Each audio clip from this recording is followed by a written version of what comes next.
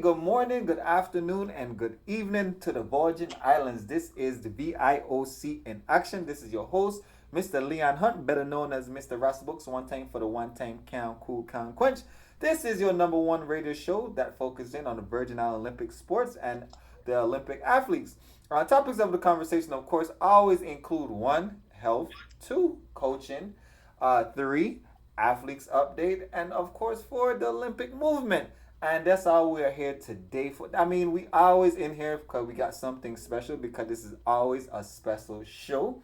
And today show is actually a really unique show because all right, so I think this was let me see back in July when we was at World University Games, we spoke about the I had a special show, of course, like any other show, but that show was after. So after each games we have the para the so we have Pan Am Games. This particular one was Pan Am Games 2015 in Canada, and after these games we had the para athletes that came in. So this show is our Virgin Island Paralympics Federation and committee. And today we have the president on the air, Mrs. Regine Fitzner, and we have So Mrs. Regine.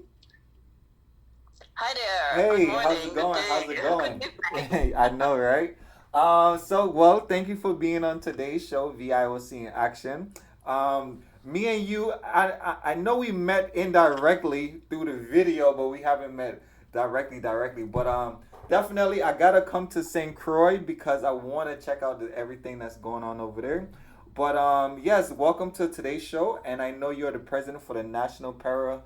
This is the Paralympics Committee for the U.S. Virgin Islands. Am I correct? That's right. Yes, that's what we are. All right. So from the top, we're gonna. All right. So I don't have. Have you ever been on the show before? No, I never have been on your show, Oh, unfortunately. okay. Well, at least okay. So welcome to the show. And what we're gonna start about it. I like to start with some background information, figuring out who is Miss Fitzner. So let's start about who are you, and then let's get into the committee, and then we could go from there. How does that sound? Okay, that sounds good. All right, so there it is. So who is Miss Regine Fitzner? Sometimes I wonder who I am. Okay. Well, let's say I got here 29 years ago, just after Hugo in '89. Mm-hmm. And my heart is always for sport, and I'm always somebody who likes to work with people and like to be with people, and I love sports, any kind of sports. And so how we got into the Paralympic Committee was the following. We are also that's a separate organization, the Virgin Islands Equestrian Association. Mm-hmm. And we are, with the Virgin Islands Equestrian Association, we have both athletes. We have regular riders and also para riders. Mm-hmm. And how this got established was we have a rider from St. Thomas, Right. Mrs. Lee Frawley, Mm-hmm. and she wanted to compete in London at the Paralympics 2012. Okay. And she is a member of the Virgin Islands Equestrian Association, which is also a member of the Olympic Committee and also a member of the Federation International Equestrian. Mm-hmm. So we thought we are all set. She's been training in Europe to qualify for the Paralympic Games in London 2012. Right. And unfortunately, in beginning January of 2012, we found out that she could not compete because the Virgin Islands did not have a Paralympic committee. Oh wow. And which was a major shock because she's been working on this for 2 years to get there. Right. And So she was working on there to get there without. Well, I guess we didn't know about the committee first, the Paralympics committee. 2 years Yes. prior, which is so she started training since 2010. Yes, that's correct. Okay. Yes. And she was a jumper before. She lived in St. Thomas. She went to school in St. Thomas, and then she got married, moved to England, came back to St. Croix, went back to England. had a riding accident, which was kind of mistreated at the hospital, and it turned out to be a major issue. And Mm-hmm. so she was not able anymore from then on to jump horses. Okay. And then she found out in Great Britain that there is riding for disabled people, and her heart went again onto the sport, and she kept training for paradressage. And she actually was qualified. She got the grades, she got the marks in Mm-hmm. competition to go to the Paralympic in London. But like I said, now we heard beginning of January, and I'm so sorry about my ignorance. I did not know we had to have a Paralympic committee. Right. So I went to the former president, Hans Levetz, and Right. said, Right. Mm-hmm. what is going on? Can you please help me? I said, you're the Olympic committee, and we have a rider, and she needs to go to London for the Paralympics. And he said, well, I'm very sorry, but all I can do is point you in the right direction. You have to call the International Paralympic Committee in Bonn, Germany, and get established. We have to have a Paralympic Committee. And I said, well, can you not do it? And he said, no, I'm the Olympic Committee. It's a separate entity. You're right, You need to have a separate entity. You need to establish it. And I said, no, how can I do it? I mean, in August, September are the Paralympics, and we are having January. And so we were under a big time crash. And he was so nice to give me information how to get in touch with the International Paralympic Committee in Bonn. Mm-hmm. And I called them, I emailed them, I asked them for help, and they were very gracious. They sent me right away information, told me what I all need to fill out, how to get established. We had to get incorporated. We had to be non-profit. Yeah. We had to be all recognized by a sports organization, which would be the Olympic Committee. And we did all this. We did all this in about 3 weeks. Wow. So wait. So we started this in January 2016, the year of the Olympics. I mean, sorry. No, 2012. 2012, January 2012. Yes. You contacted Heinz at the time. He gave you direction to Germany. Germany sent you over the information. Information came in. It was like a checklist. Okay, you gotta do boom, boom, boom, boom, boom, boom. Get that done. You got it done under a month. So mid-February or so, you was official. Yeah. We were incorporated and established, and thanks to our great Secretary General, Kendell Taylor. She is unbelievable. She did the paperwork, and we had an accountant who was helping us. We went, one of our friends at the time for the Paralympic Committee, Diane Chandler, she went on a radio talk show, which the governor heard, and we were saying, okay, we need to get incorporated. He was helpful by talking to the government people to really push us forward and push us through our incorporation, and it worked all perfectly. And like I said, we were incorporated. We got everything done in February, and here we went. Oh wow, that's amazing! Because because the games at the time was in August, and everything from February. So we had, what was that? So February to August, about 5-6 months. Yes. Yeah, I mean that's amazing though, to literally, for one, the athlete preparing for 2 years, find out that, oh my goodness, we don't have a committee for your sport that you've been training for. We got a thing done. It's active. I know the athlete was like, oh my, it's like a dream come true, because she did the regular Olympics. Well, she was training for equestrian or regular before she got hurt, and now she got her dream back, and now she had another chance to make it. Yes. Oh wow! And that is so that's a great story. Unbelievable, great with the Paralympics, that people with a handicap, with a disability, or a sports injury, you can have a second career, and that's what basically she got. She got a second sports career, and I think it's fascinating. Oh wow, that's amazing story. And of course, I would definitely like to have her on the air one of these times, just so I could just hear from her. Yeah. You know, Yes. to see what she was going through at the time when she found out. Well, prior the Yes. 2 years at the time, and to find out it wasn't nothing there. So you probably was training for no reason. I was like, oh, I did 2 years for no reason, and then Yeah. you Yeah. coming through, Yeah. pushed it through because you had faith in it, and was like, yeah, no, we're gonna get this happen. Like this is good. This is why we are the Virgin Islands. Like we make things happen.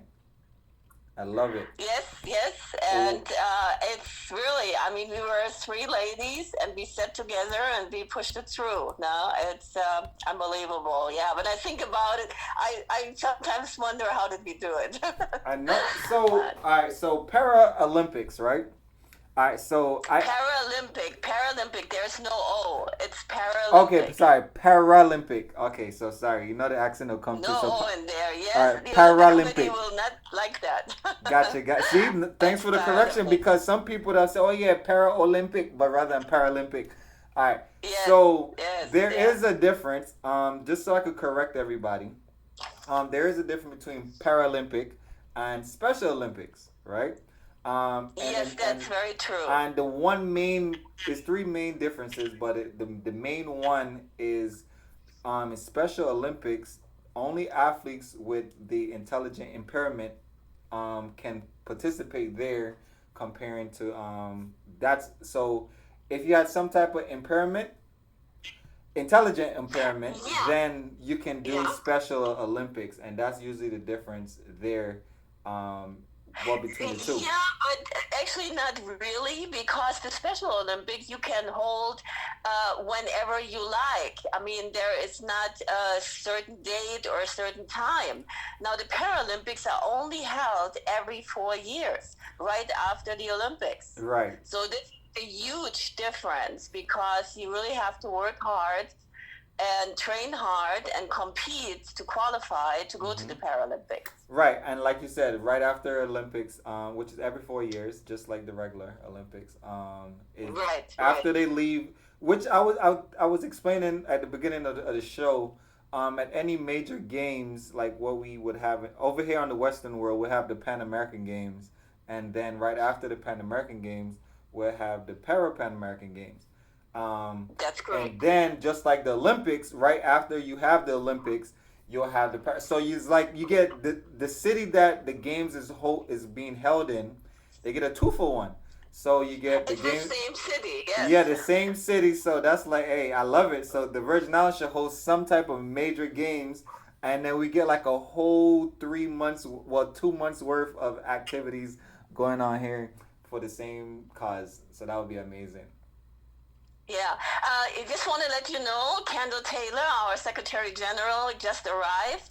Do you think I can put you on Def- speakerphone? definitely, Then let's see if definitely, it works definitely, well. definitely, Hold Mrs. on. Taylor. All right. All right, so now we are introducing Mrs. Kendall Taylor to the show, General Secretary for Virgin Island Paralympic Committee. Mrs. Taylor. Afternoon, how are you? How are you? Hey, I'm well. I'm well. Everything is great. Everything is blessed.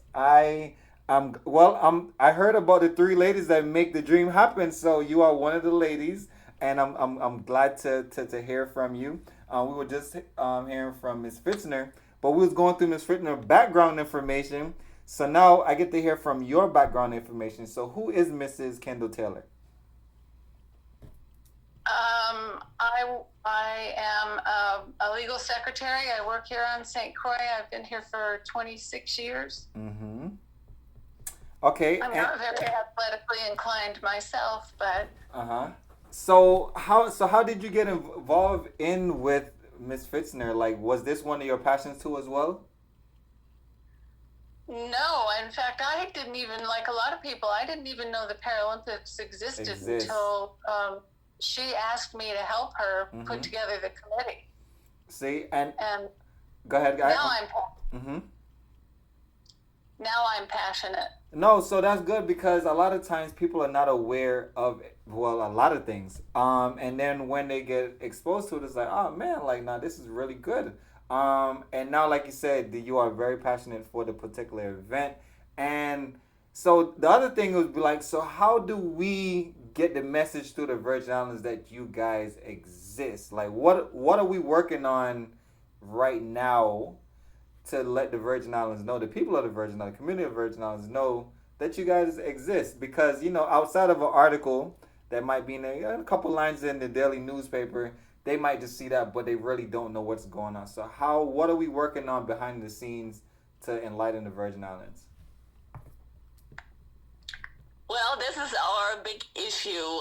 We had reports from when we were at London at the Paralympic Games. We also had reports when we were in Toronto from the Pan-Para Games in Toronto. And so then we also had some articles about Rio, where we had a runner for 1,500 meter, Mr. Ivan Espinoza. And so then we get some press, but on a regular basis, we really don't get any press. And it's very difficult to get the word out. Also, we are, like I said, nonprofit. We really do not have support from really nothing. We had a few companies who were donating, who were contributing some funds. We're basically, the board is doing everything, and we're talking to people, we are trying to meet people. But in general, it's we're really not known much. And when we tell people who we are, it's kind of like, oh, this is so nice that you're doing such a good thing for people with a disability. It's really sweet of you.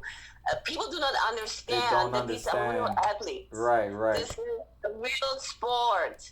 And these people maybe have lost a leg or an arm, or they're sitting in a wheelchair and playing basketball, which is a fascinating sport. And you have to be really fit, operating your wheelchair plus throwing the ball. It's fascinating, no?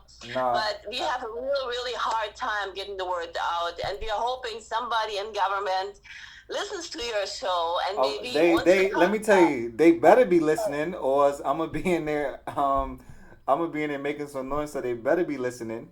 But go ahead, I'm listening. Okay. Go ahead. You know what I would suggest for you personally, is you could Google para rugby.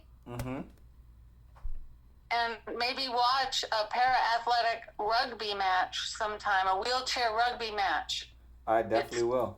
It's No, that's good. Okay, so after our show, I guarantee, I can promise you, I'll put it up. I'm sure it's gonna be on YouTube. See what it's all about, and then the next time when we come back on the show again, because of course I got to get the lovely ladies on the show again. When you guys come back on the show again, you'll be able to. I know a lot much more on the Paralympic side now from after this show. That's great. One person at a time. That's what it takes. That's what it takes. I mean, so maybe you guys haven't. All right, so I did track and field for our national team, right? So I ran track and field. I did the long jump. I actually still hold the record for the long jump. Pretty far actually. Excellent. Eight meters. Let me see. 8.11 meters. If I'm correct. Tallahassee, Florida. That's when it was done. It was amazing. I loved it. But so that's what I did. I got a passion, of course, for the Virgin Islands, especially for sports, because I mean, this is literally what I've done for like the last 12 years or so. And it's amazing, and you get to meet so much different people across the world, and we all share the same passion, which is one of the things the Olympic movement is for world peace. This is the only organization that you have all of the countries, usually about 100, and I think Olympics has 193 or 170, between 170 and 193 countries that participate, and that's the only organization that has that large amount of people going for the same exact goal in the same building. And if you know, at the beginning of every games, you see everybody come out, they hold the flag with pride and everything, and then at the end of each games, everybody's like crying, like, man, I'm gonna miss you guys, and man, they had so much fun, and people got even if you didn't win a gold medal or anything, but you got to share the moment with the world, literally in one spot. So that's why I like sports, of course, and the Olympic movement, and I'm glad to share that with you guys too as well. All right. Yeah, and that's the main thing. Also, with the Paralympics, same thing. We have about 160 countries, and we are gaining more countries who are putting up a Paralympic committee. And it's the same thing with the sport, the camaraderie. You get to see, many things the world. Like, for example, our runner, which went to Rio, Ivan Espinoza. He Yep, got the to middle go to distance guy. Doha. Yep, I He got got to you. go to Doha, Mm-hmm. for the Athletics World Championship for Paralympics. And so he got to go there. Then he got to go to Toronto for the Pan Am Paris. And then he got to go to Rio. I mean, what an experience meeting all these other athletes and communicating. And it's non-political. Everybody loves everybody, and the camaraderie, the good sport, the understanding of each other.